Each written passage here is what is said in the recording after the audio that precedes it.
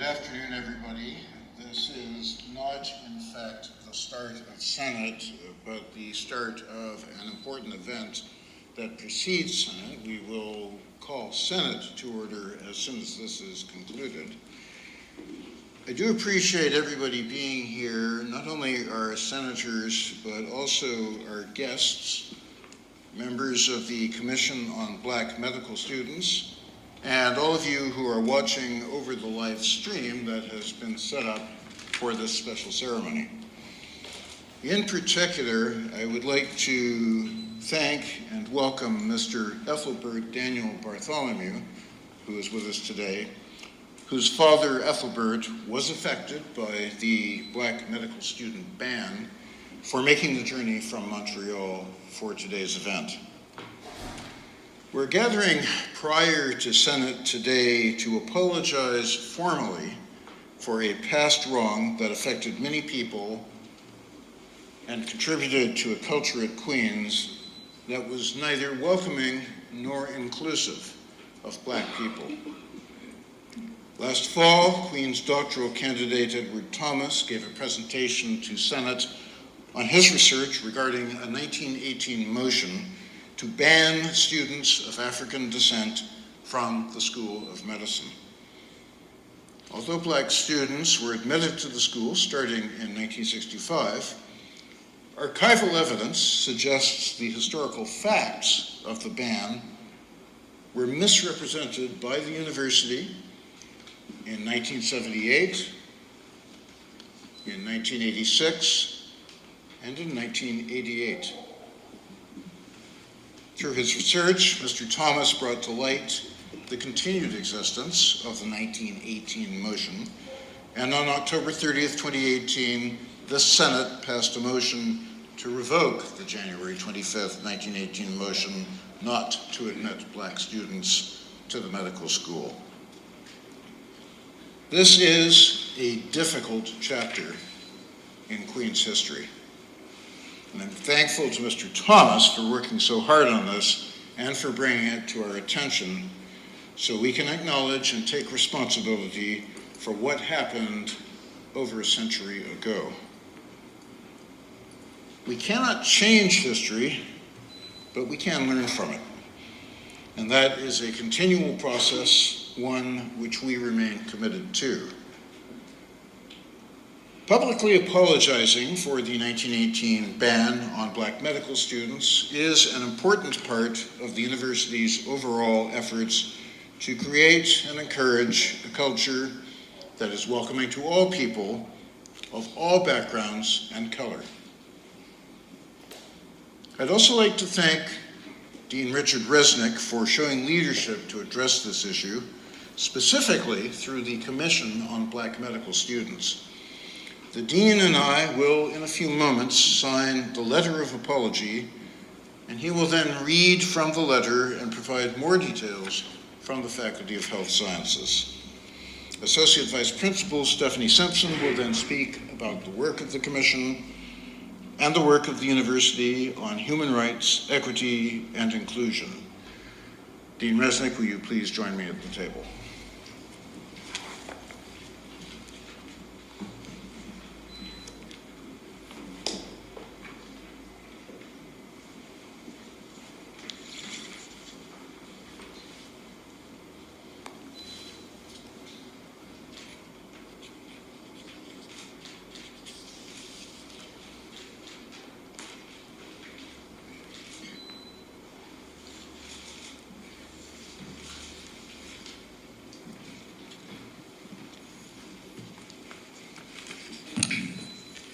First, I would like to join Principal Wolf in thanking Daniel Bartholomew for joining us today.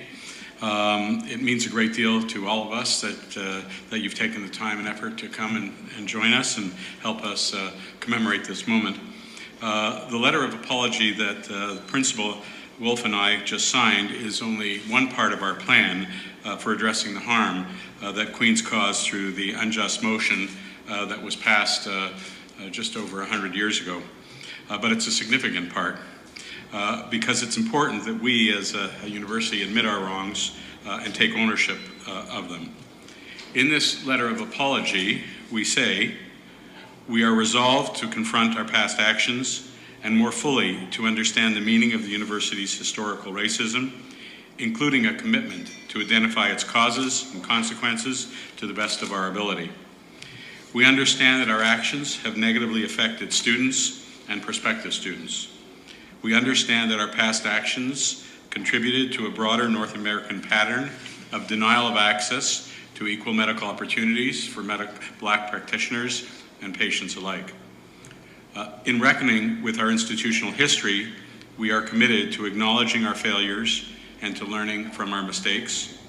We will ensure that this episode of the university's history is acknowledged in a public space on campus. In doing so, we will integrate the lessons from this racist ban in the curriculum of undergraduate medical trainees as part of their broader training on social bias and systemic inequality in medicine.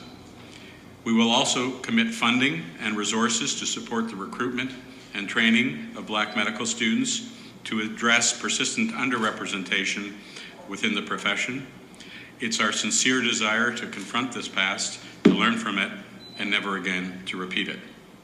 This is only a brief excerpt of the letter we just signed, but I wanted to highlight it here because it shows that we want to reflect on the 1918 policy in order to better understand what we need to do going forward. And apologizing is really only the beginning of the work. Later in the Senate meeting, after Senate convenes, I'll take a few minutes and give a short presentation to say a little bit more about the actions that we're undertaking in the School of Medicine, some of which I alluded to in the passage. While we are profoundly regretful of our past wrongdoings, we also want to use this moment of reckoning as an opportunity to renew our commitment to diversity, inclusion, and equity in the School of Medicine. We're dedicated to these principles and to doing all that is necessary to ensuring that the school is accessible to and culturally safe for everyone. I'd now like to invite Stephanie Simpson, our Associate Vice Principal of Human Rights, Equity, and Inclusion, to say a few words.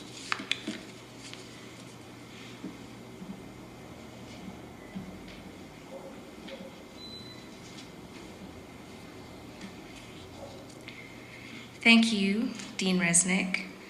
First, I would like to say how grateful I am to have had the opportunity to serve on the commission alongside colleagues and students dedicated to moving this issue forward in the most thoughtful and respectful way possible. I'm particularly grateful to Edward Thomas, whose diligence and firm commitment to justice and truth-telling have brought us all to this place. I too would like to thank you, Mr. Bartholomew, for taking the time to be with us today. I wish to address these brief remarks to everyone gathered, but most importantly to the memory of those affected by the 1918 ban and their descendants. This is indeed an historic moment and one that we acknowledge is long overdue. But it is important for you to know that the students of the 1918 ban were never forgotten. In the midst of denials, mischaracterizations, and silences, your story was told. It found its way into the scholarship of those who possessed both an audacity to question and a commitment to the truth, knowing, as Martin Luther King Jr. reminded us, that truths crushed to the earth can only rise. And as Black and racialized students, we carried your story forward, generation to generation, because we recognized the adversity that you faced in the struggles of our own parents and grandparents.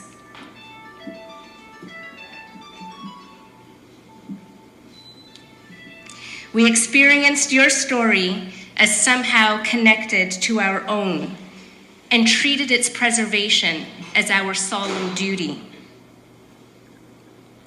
Many would say that institutional racism is rarely as explicit today as it once was, but the challenges faced by racialized students, staff, academics, professionals, and community members remain deeply entrenched. This is why we have not forgotten. You were not forgotten. And today we renew our pledge that you will not be forgotten. Recently, Queen's had made significant strides towards embedding equity, diversity, and inclusion within all aspects of its core mission. But the work of remembrance and of ensuring that everyone is able to access opportunities and to participate belongs to all of us. We can and must move beyond the symbolism of moments like this, as rich and significant as they are, toward fulfilling the promise of genuine reconciliation, inclusion, and accessibility. Honoring the legacy of medical students of African descent and all those whose contributions have been unrecognized or unrealized due to racism and discrimination requires nothing less.